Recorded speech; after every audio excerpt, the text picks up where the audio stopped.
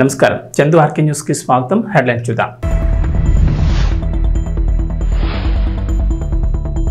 August 27న AP cabinet భేటీ. పలు అంశాలపై చర్చించనున్న మంత్రివర్గం. కాగిత రహిత మంత్రివర్గ భేటీ నిర్వహించాలని నిర్ణయం.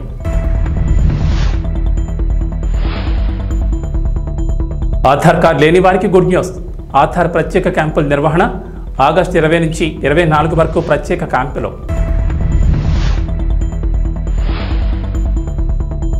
మళ్లీ ఫోన్పే, గూగుల్ పేలలో కరెంటు బిల్లులు.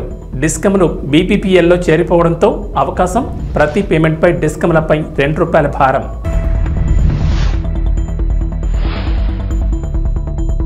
తెలంగాణలోని 7 జిల్లాల్లో భారీ వర్షాలు. వాతావరణ శాఖ హెచ్చరికలు జారీ. హైదరాబాద్కు రెడ్ అలర్ట్ జారీ. ఆగస్టు 27వ తేదీన ఏపీ కేబినెట్ భేటీ జరగనున్నట్లు తెలుస్తోంది. సచివాలయంలో సీఎం చంద్రబాబు అధ్యక్షతన ఆంధ్రప్రదేశ్ మంత్రివర్గం సమావేశం కానున్నట్లు సమాచారం. ఈ సమావేశంలో ప్రభుత్వం పలు కీలక ప్రతిపాదనలపై చర్చించే అవకాశం ఉంది. అలాగే ఏపీ కేబినెట్ భేటీ కోసం సీఎం నారా చంద్రబాబు నాయుడు మరో కీలక నిర్ణయం తీసుకున్నారు. ఇకపై పేపర్లెస్ కేబినెట్ మీటింగ్ జరపాలని నిర్ణయించారు. ఈ క్రమంలోనే ఆగస్టు 27వ తేదీ కూడా కాగిత రహిత కేబినెట్ భేటీ నిర్వహించనున్నారు. పేపర్లకు బదులుగా మంత్రులకు ట్యాబ్లు, ఐప్యాడ్లు ఇవ్వనున్నారు. అయితే 2017లోనూ చంద్రబాబు ఎలాంటి నిర్ణయం తీసుకున్నారు. కేబినెట్ సమావేశాలను పేపర్లెస్గా నిర్వహించే ప్రక్రియకు శ్రీకారం చుట్టారు. ఇప్పుడు ఏపీ ముఖ్యమంత్రిగా మరోసారి బాధ్యతలు స్వీకరించిన చంద్రబాబు నాయుడు అదే పద్ధతి ఫాలో కావాలని నిర్ణయం తీసుకున్నారు. దీని గురించి గత మంత్రివర్గ సమావేశంలోని మంత్రులకు తెలియజేశారు. ఎలక్ట్రానిక్ పద్ధతిలో కేబినెట్ మీటింగ్ జరుగుతుందని, మంత్రులకు ట్యాబ్లు ఇస్తామని చెప్పారు. ఆ ప్రకారమే త్వరలో జరిగే మంత్రివర్గ సమావేశాన్ని కాగితరహితంగా నిర్వహించనున్నారు. మరోవైపు మంత్రివర్గ సమావేశంలో చర్చించే ఎజెండా ప్రకారం ప్రతి కేబినెట్ భేటీకి 40 సెట్ల నోట్స్ ముద్రిస్తున్నారు. దీనివల్ల ప్రింటింగ్ ఖర్చులు అధికమవుతున్నట్టు చంద్రబాబు భావిస్తున్నారు. మంత్రులకు ఐప్యాడ్లు అందించి నోట్స్ మొత్తం సాఫ్ట్ కాపీల రూపంలో అందజేస్తే ప్రింటింగ్ ఖర్చులు ఆదా అవుతాయనే ఆలోచనతో పాటుగా మంత్రివర్గంలో చర్చించే అంశాలు లీక్ కావనే ఆలోచనతోనే ఈ నిర్ణయం తీసుకున్నట్లు తెలుస్తోంది. మన దేశంలో ప్రస్తుతం ఏ పని జరగాలన్నా కూడా ఆధార్ కార్డు అనేది తప్పనిసరిగా మారిపోయింది. ప్రభుత్వానికి చేసుకునే దరఖాస్తుల దగ్గర నుంచి సంక్షేమ పథకాల వరకు ప్రతి అంశానికి ఆధార్ కార్డు కావాల్సి ఉంటుంది. ట్రైన్ రిజర్వేషన్ దగ్గర నుంచి తిరుమల శ్రీవారి దర్శనం వరకు అన్నింటికీ ఆధారే ఆధారం. ఈ నేపథ్యంలో భారతీయ పౌరులందరికీ ఆధార్ కార్డులు ఉండేలా ప్రభుత్వాలు చర్యలు తీసుకుంటున్నాయి. ఇందుకోసం ప్రత్యేకంగా క్యాంపులు కూడా నిర్వహిస్తున్నాయి. అలాగే ప్రభుత్వాలు అందించే సంక్షేమ పథకాలకు ఆధార్ కార్డులను ప్రామాణికంగా తీసుకుంటున్నారు. ఇక లబ్ధిదారుల ఎంపికలో ఆధార్ కార్డులు చాలా కీలకంగా ఉన్నాయి. ఆధార్ కార్డుల్లో తప్పుల కారణంగా లబ్ధిదారులు ఇబ్బందులు పడుతున్న ఘటనలు కూడా అక్కడక్కడ చూస్తున్నాం. ఈ పరిస్థితులను దృష్టిలో పెట్టుకుని ఏపీ ప్రభుత్వం కీలక నిర్ణయం తీసుకుంది. విద్యుత్ వినియోగదారులకు గుడ్ న్యూస్. మునుపట్లాగే మొబైల్లో ఫోన్పే, గూగుల్ పే, పేటీఎం లాంటి యాప్ల ద్వారా కరెంటు బిల్లులు కట్టేందుకు మార్గం సుగమైంది. రిజర్వ్ బ్యాంక్ ఆఫ్ ఇండియా మార్గదర్శకాల ఫలితంగా జూలై 1 నుంచి కరెంటు బిల్లుల చెల్లింపులు థర్డ్ పార్టీ యాప్లను నిషేధించిన విషయం తెలిసిందే. అయితే విద్యుత్ బిల్లుల చెల్లింపులను సరళీకృతం చేసేందుకు తెలంగాణలోని టీజీఎస్పీ డీసీఎల్, టీజీఎన్పీ డీసీఎల్, ఆంధ్రప్రదేశ్లోని ఏపీసీపీడీసీఎల్లో భారత్ బిల్ పేమెంట్ సిస్టమ్లు చేరిపోయాయి. డిస్కమ్లు బీబీపీఎస్లోకి రావడంతో ఇకపై బ్యాంకులు, ఫిన్టెక్ యాప్లు, వెబ్సైట్లతో పాటు బీబీపీఎస్ ఆధారిత ప్లాట్ఫామ్ల ద్వారా కూడా కరెంటు బిల్లులను సురక్షితంగా చెల్లించవచ్చని అధికారులు ప్రకటించారు. విద్యుత్ సంస్థలు బీబీపీఎస్లోకి చేరుతుండటంతో యూపీఐ చెల్లింపులకు మార్గం సుగమవుతోంది. హైదరాబాద్ కేంద్రంగా ఉన్న టీజీఎస్పీ డీసీఎల్ ఇప్పటికే ఫోన్పే ద్వారా చెల్లింపులను స్వీకరిస్తోంది. మిగతా సంస్థల్లోనూ చర్చిస్తున్నామని, గూగుల్ పే, అమెజాన్ పే ద్వారా కూడా రాబోయే రోజుల్లో చెల్లించవచ్చని ఓ అధికారి తెలిపారు. కాంగ్రెస్, బీజేపీల మధ్య విమర్శలు ఆ రెండు పార్టీలకు బీఆర్ఎస్ ప్రధాన అస్త్రంగా కనిపిస్తోంది. బీజేపీలో బీఆర్ఎస్ విలీనమంటూ కాంగ్రెస్ పార్టీ నేతలు విమర్శలు చేస్తుండగా కాంగ్రెస్లోనే బీఆర్ఎస్ విలీనమవుతుందంటూ బీజేపీ నేతలు ఎదురుదల చేస్తున్నారు.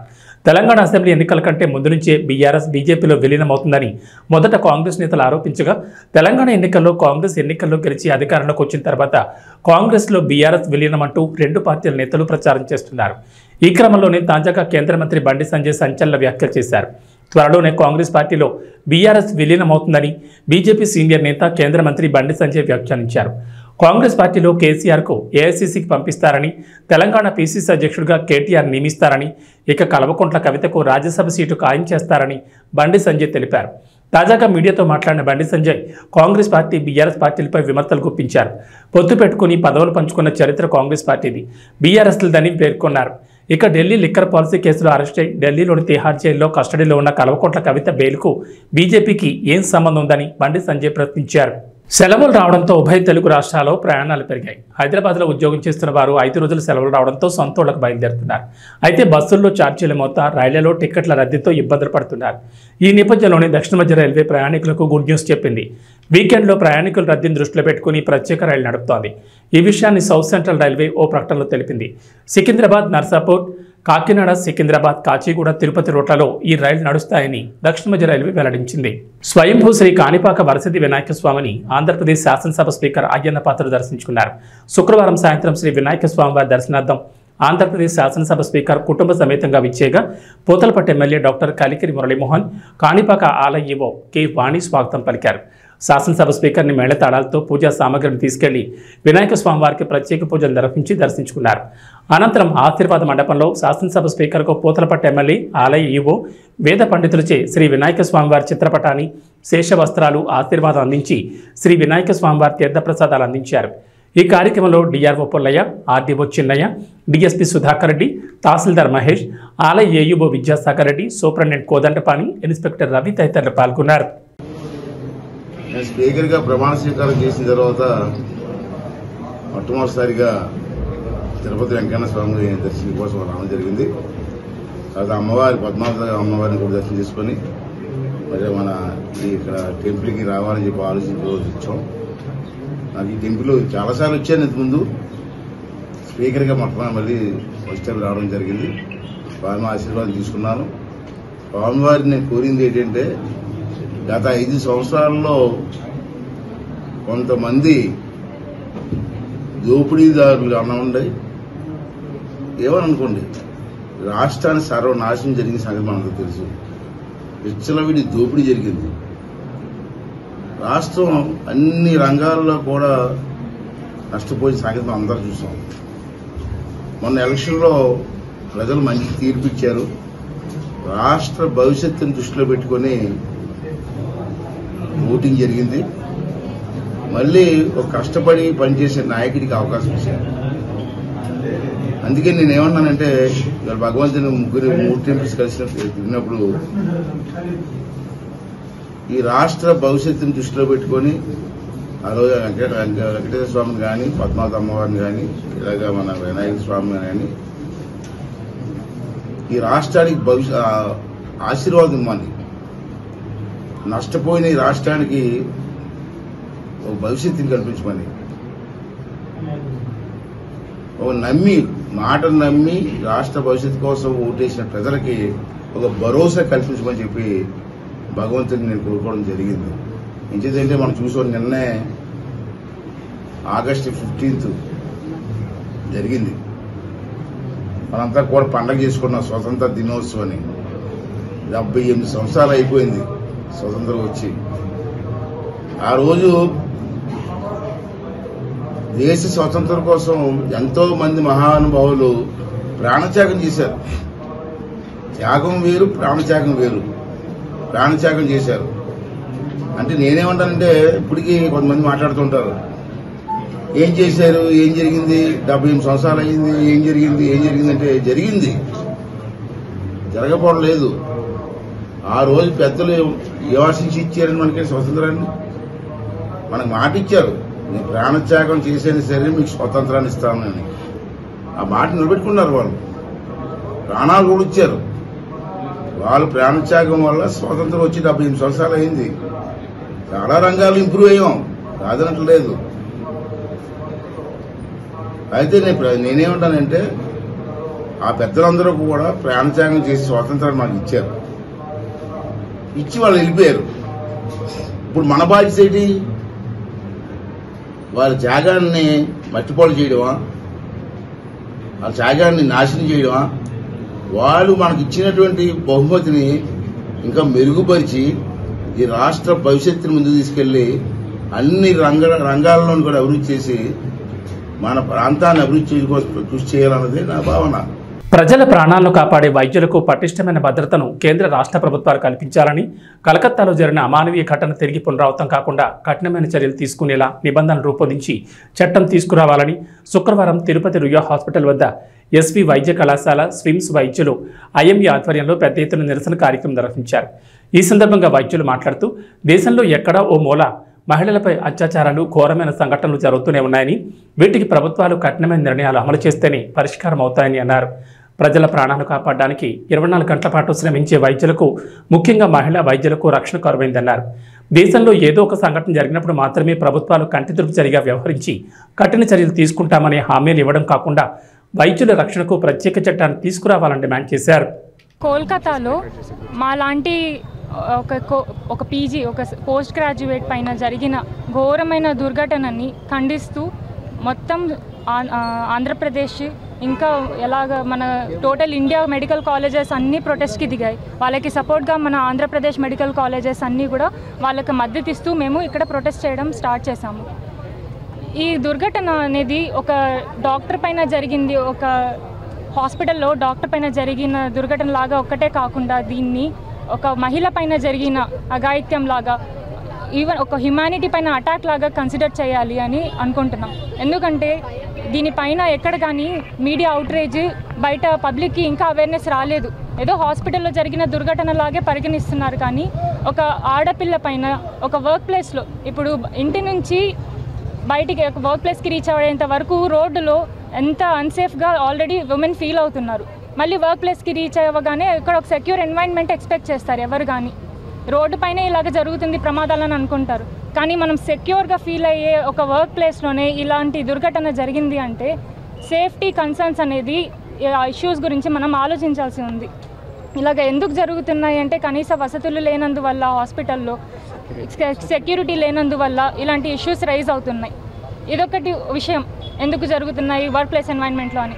ఇంకొకటి ఏమంటే ఈ రేప్ అండ్ మర్డర్ అనే ఇలాంటి థింగ్స్, ఇలాంటి టర్మ్స్ అనేది ఎంత కామన్ అయిపోయింది అంటే పీపుల్ అంతా అసలు డీసెన్సిటైజ్ అయిపోయి ఉన్నారు. దీనికి కొంచెం కూడా చలనం లేకుండా అయిపోతుంది. జస్ట్ అనదర్ న్యూస్ లాగా అయిపోయింది.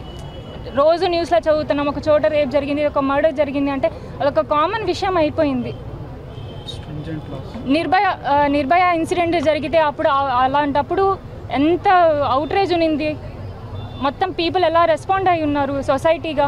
ఇప్పుడు ఇన్ని సంవత్సరాల తర్వాత మళ్ళీ అలాంటి ఒక ఘోరమైన ఇన్సిడెంట్ జరిగినప్పుడు ఎందుకు పబ్లిక్ కానీ ఎక్కడ కానీ అంత అవుట్రేజ్ లేదు అంటే మనం అంత ఇన్సెన్సిటివ్ అయిపోయినామా, ఈ కండిషన్స్కి అలవాటు అయిపోయినామా. కాబట్టి ఫస్ట్ మనం ప్రభుత్వం నుంచి, సెంట్రల్ గవర్నమెంట్ నుంచి, స్టేట్ గవర్నమెంట్ నుంచి మాకు కొన్ని డిమాండ్స్ ఉన్నాయి. సెంట్రల్ గవర్నమెంట్ నుంచి అయితే సెంట్రల్ ప్రొటెక్షన్ యాక్ట్ అనేది మేము అందరం డిమాండ్ చేస్తున్నాం నేషన్ వైడ్. ఇంకా మన స్టేట్ గవర్నమెంట్, మన స్టేట్ ఇక్కడ ప్రభుత్వం నుంచి మా డిమాండ్స్, అందరు మెడికల్ కాలేజెస్ నుంచి మా డిమాండ్ వచ్చి ఒక స్పెషల్ ప్రొటెక్షన్ ఫోర్స్ అనేది. స్పెషల్ ప్రొటెక్షన్ ఫోర్స్ అంటే ఇప్పుడు మనకి డాక్టర్లకు కానీ, ఇక్కడ వర్క్ చేసే నర్సులకు కానీ, టెక్నీషియన్ల వాళ్ళకి కానీ కనీస భద్రత అనేది లేదు. ఎప్పుడు కానీ కాన్స్టెంట్గా పేషెంట్స్కి కానీ ప్రజలకి అందుబాటులో ఉండేది, వాళ్ళతో ఇంటరాక్ట్ అయ్యేది ఎప్పుడు కానీ 24 hours రౌండ్ ద క్లాక్ ఉండే వ్యవస్థ ఇక్కడ హెల్త్ కేర్ ప్రొఫెషన్ ఒక్కటే. హెల్త్ కేర్ ప్రొఫెషన్లో వర్క్ చేసే ఆ ప్రొఫెషనల్స్ అందరూ కూడా కాన్స్టెంట్ థ్రెట్లో ఉంటారు. ఎవరైనా బంధువులు కొంచెం అజిటేట్ అయినా కానీ, ఎవరైనా ఇబ్బంది కలిగిస్తున్నా కానీ వాళ్ళ ఇమోషన్స్కి ఫేస్ చేసేది అంతా కూడా మన డాక్టర్స్, మన సిస్టర్లు, ఇక్కడ పనిచేసే ప్రభుత్వ ఆసుపత్రుల్లో పనిచేసే టెక్నీషియన్స్ వాళ్ళు మాత్రమే. కాబట్టి వాళ్ళ ఇమోషన్స్లో తప్పు లేదు. కానీ వాళ్ళ ఒకవేళ ఏమన్నా కండిషన్స్ కొంచెం ఇబ్బందికరంగా అయిపోయింది, ఎక్కడ మనకి ఏమంటారు భద్రత లేకుండా పనిచేస్తున్న మన డాక్టర్స్కి భద్రత కల్పించాలి. ఇక్కడ హెల్త్ కేర్ ప్రొఫెషనల్స్ అందరికీ కూడా భద్రత, కనీస వస్తువులు కావాలని స్పెషల్ ప్రొటెక్షన్ ఫోర్స్ అనేది డిమాండ్ చేస్తున్నాం. దాంతోపాటు అలాగా దోషుల్ని పట్టుకోవడానికి కూడా ఫస్ట్ ఆఫ్ ఆల్ వాళ్ళని పట్టుకోవడానికి కరెక్ట్గా సెక్యూరిటీ కెమెరాస్ అవన్నీ కూడా కావాలి అన్ని మెడికల్ కాలేజెస్లో. ప్లస్ కనీస వస్తువులు అంటే సీసీటీవీ కెమెరాస్, స్ట్రీట్ లైట్స్, డ్యూటీలు 24 గంటలు, 34 గంటలు, 48 hours. ఇప్పుడు డబుల్ డ్యూటీ అని ఉంటుంది, 48 hours. దాని పక్కన రోజు, ఇంకో రోజు కూడా డ్యూటీ కంటిన్యూ చేస్తాం. 60 గంటల్లో కూడా డ్యూటీ చేస్తారు. అలాంటి డ్యూటీస్ చేస్తున్నప్పుడు కనీస వస్తువులు ఇక్కడే ఉండిపోతారు.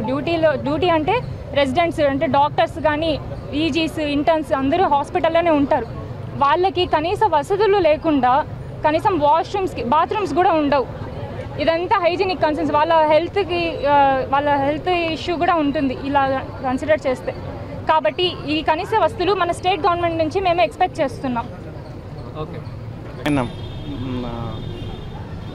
దీన్ని నిరసిస్తూ జూనియర్ డాక్టర్సు, పోస్ట్ గ్రాడ్యుయేట్స్ అందరూ కలిసి సమన్వయంగా ఒక ఉద్యమం చేపట్టారు. దానికి గవర్నమెంట్ డాక్టర్స్ అసోసియేషన్ పూర్తి సహకారం అందిస్తోంది. అట్ ది సేమ్ టైం ప్రజలకు ఎలాంటి అసౌకర్యం కలిగించకుండా గవర్నమెంట్ డాక్టర్స్ మొత్తం హాస్పిటల్ విధులన్నిటి కూడా నిర్వర్తిస్తున్నాము. పేద ప్రజలకు ఎలాంటి అసౌకర్యం కలిగించకూడదనే ఉద్దేశంతో చేస్తున్నాం, అంతేగాని వీళ్ళకు మద్దతు ప్రకటించడం కాదు. వీళ్ళు న్యాయమైన కోరికకు మా గవర్నమెంట్ డాక్టర్ అసోసియేషన్ సంపూర్ణ మద్దతు కలిగిస్తుంది. ఒక సెక్యూర్డ్ హైజీనిక్ కండిషన్లో ఒక పోస్ట్ గ్రాడ్యుయేట్ పనిచేయాలి ఆ ఉద్దేశంతో. సో ఆ విధంగా అయినప్పుడు సెక్యూరిటీ ల్యాబ్స్ ఎప్పుడు జరుగుతుందో ఇలాంటి కలకత్తా ఘటనలు చాలా పునరావృతం అవుతాయి.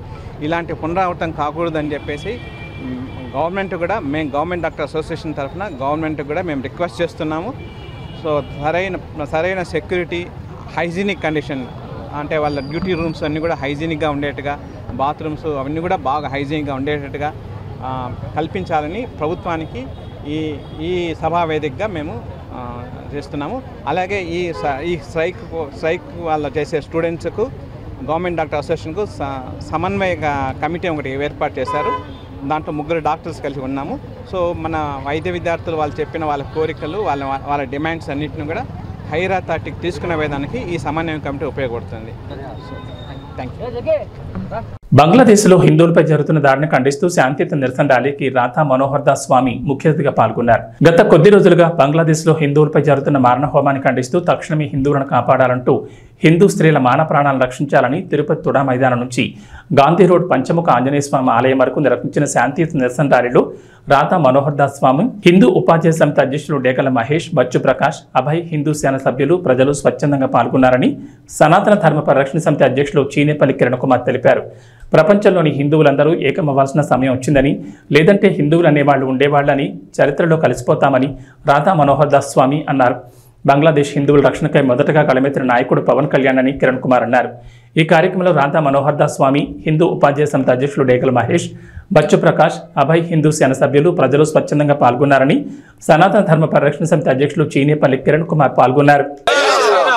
ప్రియ హిందూ బంధువులారా, మనం తిరుపతిలో ఈరోజు బంగ్లాదేశ్లో జరుగుతున్నటువంటి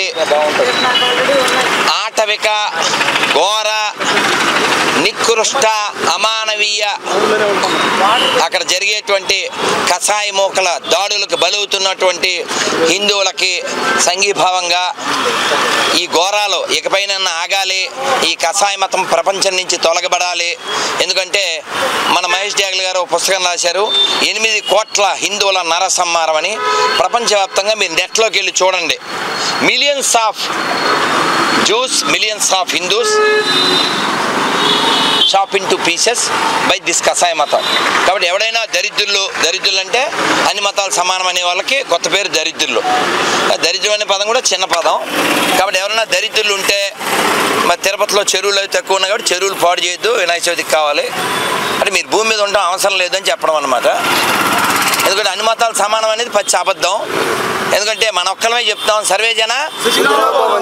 కాబట్టి కొనేటప్పుడు తినేటప్పుడు ఎవరి దగ్గర కొనాలో చూసుకోండి, ఎవరి దగ్గర తినాలో చూసుకోండి. మన దేశం బంగ్లాదేశ్కి ఆర్థికంగా రకరకాలుగా హెల్ప్ చేసింది 10 ఏళ్లలో. ఏం చేసినా పావుకి పాలు పోస్తే ఏమిస్తుందో. కాబట్టి విశ్వాసం లేనటువంటి కుక్కను మళ్ళీ అవమానించకూడదు. కుక్కకి విశ్వాసం ఉంటుంది, మొక్క కట్ చేసుకున్న చోట విశ్వాసం అనేది ఎక్స్పెక్ట్ చేయకూడదు. కాబట్టి ఎక్కడ కొనాలో హిందువులారా నిర్ణయించుకోండి, లేదా ఎక్కడ మీకు తీసివేయబడుతుందో కూడా మీరు నిర్ణయించుకోకుండానే జరుగుతుంది. భవిష్యత్తు అదే అవుతుంది. కాబట్టి హిందువులు మెజారిటీగా ఉన్నంతసేపే ప్రపంచంలో ప్రశాంతం ఉంటుంది, భారతదేశంలో ప్రశాంతం ఉంటుంది. అన్నీ ఒకటే అని చెప్పి నపుంసక కబుర్లు చెప్పొద్దు. జై శ్రీరామ్. అలాగే పాకిస్తాన్లో కూడా 40% పైన ఉండేవారు, కానీ వాళ్ళంతా ఏమైపోయారు, 7%కి వచ్చేసారు. వీళ్ళంతా ఎందుకు అలా వచ్చేసారు? ఎందువల్లంటే మన తగు జాగ్రత్తలు తీసుకోక. ఎక్కడైతే ఆ జిహాదీ మోక, ఆ రాక్షస మోక పెరుగుతుందో అక్కడ మానవ ప్రాణాలకు విలువ ఉండదు. మొన్నొక వీడియో మీరు చూసుంటారు, ఆడపిల్లని, హిందూ అమ్మాయిని, నానా ప్లీజ్ వాయిస్ హర్ష గారు ప్లీజ్, ఆడపిల్లని హిందూ అమ్మాయిని ఆ పిశాచి మతం ఆడపిల్లలో బట్టలు తీస్తే ఈ పిశాచి రాక్షస మోక ఎలా నాశనం చేసిందో వీడియో తీసి మరి. కాబట్టి వాళ్ళ దాంట్లో ఎడారి మతాల్లో స్త్రీకి విలువ లేదు, ఒక మంచి స్త్రీని వాళ్ళు చూపించలేరు. ఎందుకంటే వాళ్ళకి ఓన్లీ కాన్సెప్టు వాడుకోవడమే తప్ప.